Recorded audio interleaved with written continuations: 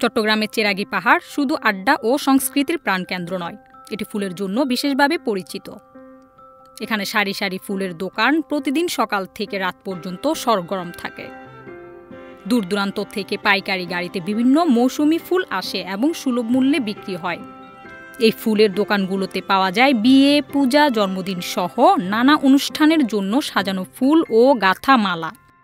বিশেষ করে পূজা, পার্বণ ও বিয়ের মৌসুমে এসব দোকানের ভিড় বেড়ে যায়। শহরের বিভিন্ন প্রান্ত থেকে মানুষ এখানে এসে প্রয়োজনীয় ফুল সংগ্রহ করে নিয়ে যান। চেরাগী পাহাড়ের ফুলের দোকান শুধু ব্যবসার জায়গা নয়, বরং চট্টগ্রামের সামাজিক ও সাংস্কৃতিক জীবনের একটি অপরিহার্য অংশ হয়ে উঠেছে। Zinat Nusaiba, CRS TV, Chittagong.